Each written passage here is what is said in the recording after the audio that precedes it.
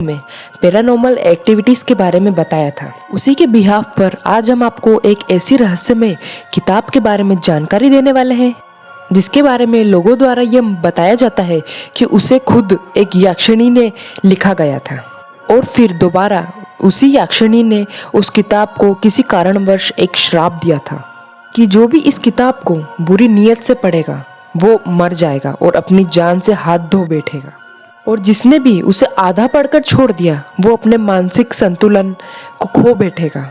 आज हम आपको इसी श्रापित रहस्यमय किताब के बारे में आपको बताने वाले हैं जिसका नाम है नीलवंती ग्रंथ। ये एक ऐसा ग्रंथ था जिसके अध्ययन मात्र से ही हम पशु पक्षियों से आसानी से बात कर सकते थे या फिर किसी गड़े हुए खजाने का पता आसानी से लगा सकते थे। तो आखिर क्या था इस विचित्र ग्रंथ का राज और क्यों इसके द्वारा बनाई गई यक्षिणी ने ही इसे श्राप दिया था?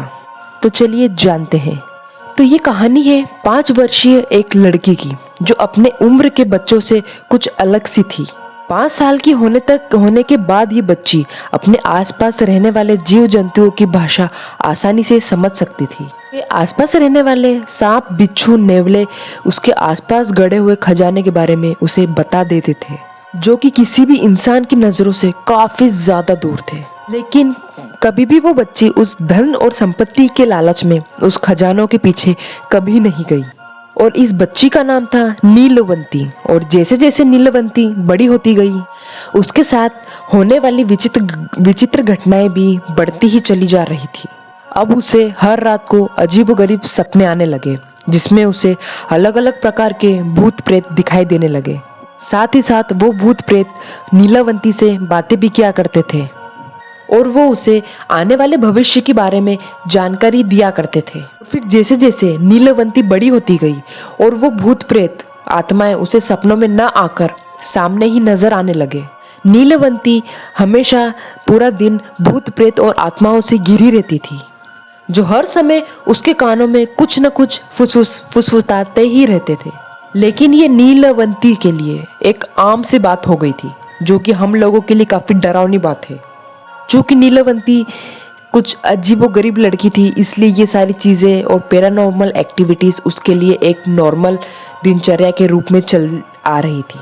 और जैसे जैसे समय के साथ नीलवंती बड़ी होती गई वो ये सारी चीजें जानने लगी कि आम लोगों के मुकाबले उसमें कुछ अलग सी शक्तियां हैं जिसकी हेल्प से वो भूतों की आवाज सुन सकती है और उनकी हेल्प भी कर सकती है। अब नीलवंती 16 साल की एक बेहद ही खूबसूरत और आकर्षक लड़की दिखाई देने लगी। साथ ही साथ उसके साथ होने वाली घटनाएं भी दिन पर प्रतिदिन बढ़ने लगी। और जब भी कोई आत्मा, प्रेत या विकराल नीलवंती के कान में कोई विद्या बताता था तो वो नीलवंती उसे एक किताब में नोट कर लेती थी ताकि वो उन सभी विद्या और मंत्रों को आसानी से याद रख सके।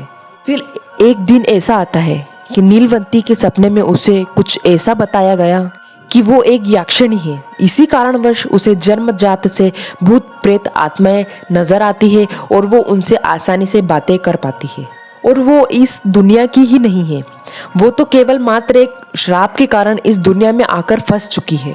साथ ही साथ नीलवंती को यह भी आदेश मिला कि उसे ये दुनिया छोड़कर अपनी दुनिया में जल्द से जल्द लौटकर आना ही होगा और अपने असली रूप में आना होगा। साथ ही साथ नीलवंती को ये भी उपाय बताए गए जिसकी सहायता से वो ये दुनिया छोड़कर अपनी दुनिया में आसानी से जा सकती है बिना कोई परेशानी से। उसे सपने में ये बताया गया कि जहाँ वो रहती है वहां से कई मील दूर नदी के किनारे एक बड़ा सा बरगद का पेड़ है और वो एकमात्र पेड़ ही है जो नीलवंती को अपनी दुनिया में जाने का एक रास्ता दिखाई देता है। इस सपने के तुरंत बाद ही नीलवंती ने अपनी ये लंबी यात्रा प्रारंभ कर दी।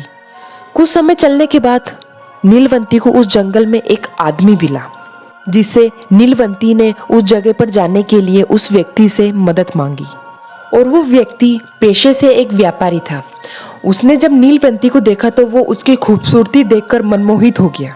उसके बाद उस व्यापारी ने नीलवंती से एक शर्त रखी कि वो उसे उसके स्थान पर ले जाने में उसकी सहायता तो जरूर करेगा पर उसके बदले में नीलवंती को उससे शादी करनी होगी। नीलवंती ने उसकी शर्त तो मान ली पर बदले में नीलवंती ने भी उससे व्यापारी से एक शर्त रखी।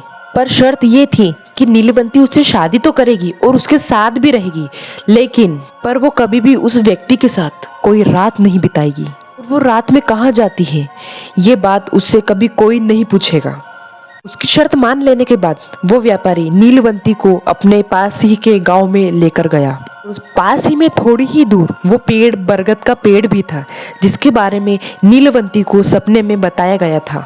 अब नीलवंती उस व्यापारी के साथ उसके ही घर में रहने लगी, लेकिन वो रात में कहाँ जाती थी और कहाँ नहीं जाती थी, इसका सवाल कभी भी उस व्यापारी ने उस नीलवंती से नहीं पूछा। दरअसल नीलवंती रात में उस पेड़ के नीचे बैठकर प्रेत आत्माओं द्वारा सिखाए गए मंत्रों को अंजाम दिया करती थी, जिसमें तरह तरह के मंत्र और जीवों की बलि देने की क्रिया भी शामिल थी।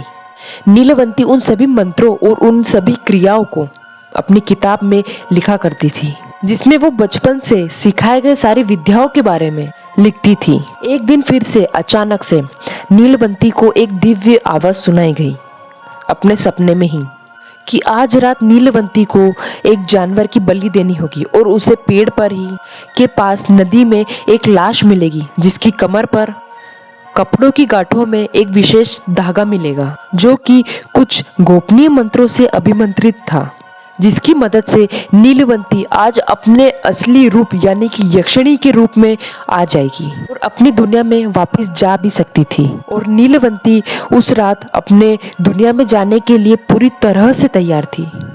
और रात में अंधेरा गहराते ही हमेशा की तरह वो जंगल की ओर निकल पड़ी, लेकिन आज उसे उस पेड़ की तरफ जाते हुए और जंगल में जाते हुए गांव के कुछ लोगों ने देख लिया और साथ ही साथ नीलवंती का पीछा करने का भी फैसला किया। वहां पहुंचकर गांव के लोगों ने उस नीलवंती को और ये देखने के बाद गांव वाले बहुत ही ज्यादा क्रोधित होने लगे। उन्हें ये लगने लगा कि नीलवंती को कोई एक डायन या चुड़ैल है। सभी ने मिलकर नीलवंती को मार देने का एक फैसला लिया, लेकिन उस पर हमला करने से पहले उसके पति को वहां पर बुलाया गया। लेकिन जब गांव वाले उस व्यापारी को लेकर उस स्थान पर यानी कि उस पेड़ के पास पहुंचे, कि नीलवंती पेड़ के पास वाली नदी में बहकर आई हुई लाश की कमर पर बंधी हुई कपड़ों की गांठों को खोलकर अपने मुंह से ही खोलकर, लेकिन दूर से देखने पर गांव वालों को ऐसा लगा कि नीलवंती उस लाश को खा रही है। और ये देखने के बाद सारे गांव वाले काफी ज्यादा डर गए और उन्हें यह महसूस होने लगा कि नीलवंती एक भक्षिणी है। ये सारी चीजें देखकर गांव के लोगों ने नीलवंती पर हमला कर दिया, लेकिन तभी साथ ही साथ गांव वालों ने कुछ ऐसा देखा जिसके देखने के बाद सभी की आंखें फटी की फटी रह गई, क्योंकि नीलवंती से पहुंचने से पहले उसका पति यानी कि जो व्यापारी था वो नीलवंती के सामने जाकर खड़ा हो गया और अब वो एक विशालकाय पिशाच में बदल चुका था। और वो पिशाच एक के बाद एक सभी गांव वालों को अपने बड़े बड़े नाखूनों से चीरने लगा। ये सारी चीजें देखकर गांव वाले इतने ज्यादा हैरान थे कि जिस व्यक्ति को वो इतने वर्षों से जान रहे हैं और जिसके साथ वो व्यापार कर रहे हैं वो एक नरभक्षी है। और वो पिशाच इतना भयानक था कि वो नीलवंती से भी बहुत ज्यादा डरावना लग रहा था। और वो पिशाच नीलवंती को वहां से लेकर जंगल की ओर भाग निकला और महफूज जगह पर पहुंचकर उसने नीलवंती को बताया कि वो पहले दिन से ही जानता था कि नीलवंती एक भक्षिणी है।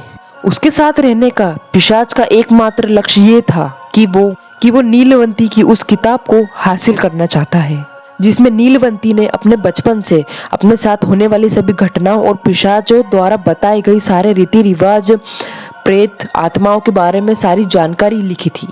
और पिशाच की ये सारी सच्चाई जानने के बाद नीलवंती ने तुरंत उस पिशाच को मौत के घाट उतार दिया। परंतु कुछ ही क्षण के बाद वो पिशाच दोबारा जीवित उठा। उसके बाद नीलवंती ये समझ चुकी थी कि उस पिशाच को हराना नीलवंती के बस में नहीं है। उसके बाद नीलवंती ने उस किताब को श्राप दिया कि जो कोई भी व्यक्ति इस किताब को पढ़ेगा उसकी मृत्यु हो जाएगी, और जो व्यक्ति इस किताब को पढ़कर अधूरा छोड़ देगा वो अपनी मानसिक संतुलन खो बैठेगा। साथ ही साथ वो इस श्राप के साथ उस किताब और वो खुद वहाँ उस जगह से गायब हो गई। इसके बाद ये बात तो तय थी कि नीलवंती इसके बाद दोबारा कभी भी वो अपनी दुनिया में नहीं जा पाई, क्योंकि अपनी दुनिया में जाने का उसके पास केवल एकमात्र ही मौका था जो वो खो बैठी थी, जिसके लिए उसने एक काफी लंबी प्रतीक्षा की थी। और आज तक ये लोग पता नहीं कर पाए हैं कि आखिर नीलवंती कहाँ गायब हो गई और साथ ही साथ वो किताब आखिरी बार किसको मिली। लेकिन ये माना जाता है कि उस किताब को अंत में एक ग्रंथ का रूप दे दिया था। साथ ही साथ उस ग्रंथ को कई भागों में भी विभाजित कर दिया गया था। इंटरनेट पर नीलवंती ग्रंथ के बारे में कई गलत जानकारियां भी मौजूद है। इसमें लोगों का यहाँ तक भी कहना है कि इस ग्रंथ को सरकार द्वारा बैन कर दिया गया था, लेकिन ये बात सरासर गलत है। साथ ही कुछ लोग ये भी दावा करते हैं कि नीलवंती ग्रंथ के कुछ भाग आज भी इंटरनेट पर मौजूद है। अपनी बात को प्रूफ करने के लिए एक पीडीएफ फाइल को सर्कुलेट किया जाता है, इसमें नीलवंती ग्रंथ के अंश होने का एक दावा सा किया जाता है। लेकिन इंटरनेट पर नीलवंती ग्रंथ के कोई भी दावे हमारे रिसर्च के मुकाबले सारे फेल होते हैं, क्योंकि इंटरनेट पर इससे जुड़ी हुई या फिर उस ग्रंथ की कोई भी डिटेल जानकारी नहीं है। ये केवल लोगों द्वारा बनाई गई कुछ बातें हैं, मनगढ़ंत बातें हैं जिस पर विश्वास नहीं करना चाहिए। अब इस बात में कितनी सारी सच्चाई है या फिर नहीं है, ये तो हम भी नहीं बता सकते हैं। इसी तरह की अनसुलझे रहस्यों को जानने के लिए हमारी वीडियो को लाइक और चैनल को सब्सक्राइब करें। Thank you.